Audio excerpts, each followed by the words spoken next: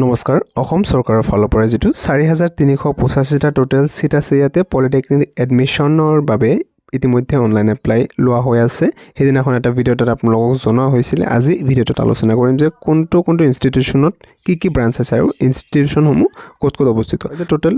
26টা institute আছে আমাৰ অসম চৰকাৰৰ আন্ডাৰত পলিটেকনিক এডমিশনৰ বাবে আছে আসাম ইঞ্জিনিয়াৰিং ইনষ্টিটিউট গুৱাহাটী ইয়াতে টোটাল সিটৰ সংখ্যা 285টা আছে civil engineering electrical engineering mechanical engineering electronics telecommunication computer chemical engineering এইসমূহ ব্ৰাঞ্চ আছে Assam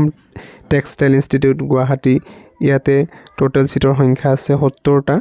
textile technology fashion technology garment technology Bongaigaon polytechnic ইয়াতে civil engineering electrical engineering mechanical automobile engineering আছে টোটাল 120টা আছে সিট বাক্সা পলিটেকনিকৰ টোটাল 180টা সিট আছে বৰপেটা পলিটেকনিক যেটো বৰপেটাত অৱস্থিত 180টা সিট ইয়াতেও আছে চিৰাং পলিটেকনিক যিখন বিজনিত অৱস্থিত ইয়াতে 180টা আছে ডিব্ৰুগড় পলিটেকনিক ইয়াতে 140টা আছে ডিফু ইয়াৰ বাবে 60টা আছে তাৰপিছত ধেমাজি পলিটেকনিক ইয়াতে 180টা আছে টোটাল গোলাঘাট পলিটেকনিকত 180 তাৰপিছত গোৱালপাৰা পলিটেকনিকতো 180 যেটো আছে যোৰহাটৰ ইয়াত টোটাল 260টা আছে আৰু এটা ব্ৰাঞ্চসমূহ বহুকেইটা ব্ৰাঞ্চ ইয়াতে আছে হাইলাকান্দি পলিটেকনিকত চাব পাৰে 180টা সিট আছে কামৰূপ পলিটেকনিক বাইহাটা চাৰিআলি ইয়াতেও আছে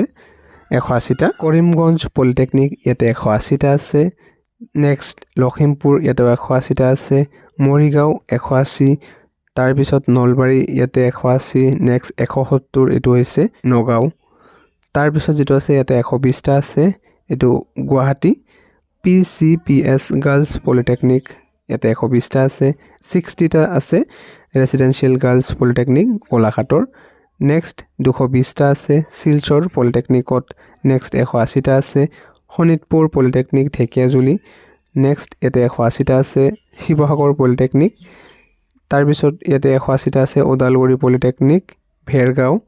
নেক্সট যিখন আছে 180টা আছে total seat Tinsukia polytechnic Makum আৰু ইয়াতে ব্ৰাঞ্চসমূহ উল্লেখ আছে ক'ত কিমান কেইটা বাকি কি ব্ৰাঞ্চ আছে সো যিসকল ক্যান্ডিডেটে এবাৰ মেট্ৰিক পাস কৰিছা তোমালোকৰ বাবে অতিকৈ এটা সুখবৰ যদিহে এই লাইনত কোৰ্স কৰিব বিচাৰিছা তোমালোকে এপ্লাইটো কৰিব পাৰা আৰু এডমিশনটো পাই যাবে এটা কোন ধৰণৰ মানে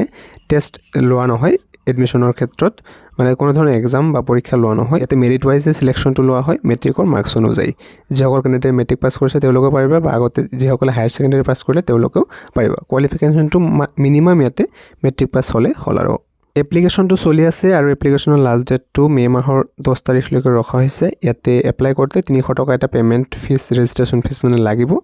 সো আৰু এতে হেদিনা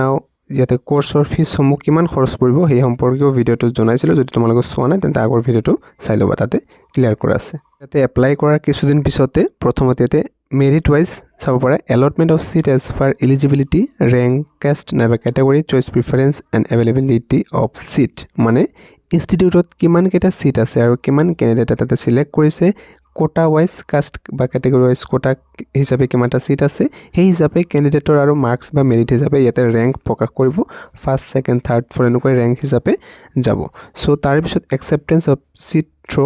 portal and download allotment letter তোমালোকৰ মেৰিট অনুযায়ী যদি নম্বৰটো থাকে দেন তোমালোকে এলটমেন্ট লেটাৰটো ডাউনলোড কৰিব পাৰিবা প্ৰিফাৰেন্সটো তোমালোকে নিজে সিলেক্ট কৰিব পাৰিবা যে কোনটো ইনষ্টিটিউচনত দিব বিচাৰিছা বা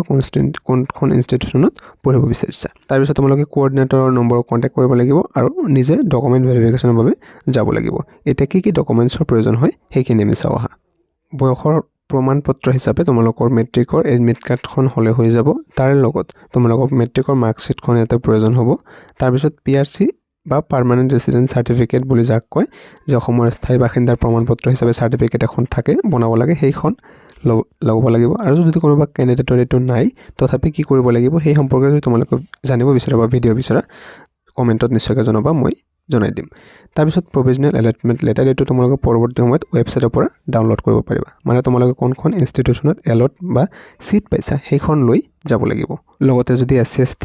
ক্যান্ডিডেট হয় তেন্তে হলে SC/ST সার্টিফিকেট লাগিব আৰু OBC MOBC ক্যান্ডিডেট হলে NCL সাৰ্টিফিকেট ইয়াতে বিচৰা হৈছে আৰু NCL সাৰ্টিফিকেট যদি নাথাকে কি কৰিব লাগিব সেই সম্পৰ্কে যদি জানিব বিচাৰে কমেন্টত নিশ্চয়কৈ জনাবা তোমালোকক পৰৱৰ্তী সময়ত মই এটা ভিডিঅ'ত এটা জনাই দিম গতিকে আজিৰ ভিডিঅ'টোত ইনফৰমেশ্যন এইখিনি আছিল তোমালোকক জনাবলগীয়া যদি কিবা বুজি পোৱাত অসুবিধা হৈছে কমেণ্টত নিশ্চয়কৈ জনাবা ভিডিঅ'টোত লাইক এটা কৰি ৰাখিবা নিজৰ ফ্ৰেণ্ডছৰ সৈতেও শ্বেয়াৰ কৰি দিবা পুনৰ লগ পাম নতুন ভিডিঅ'টোৰ মাজলৈ এতিয়ালৈ সামৰিছোঁ ধন্যবাদ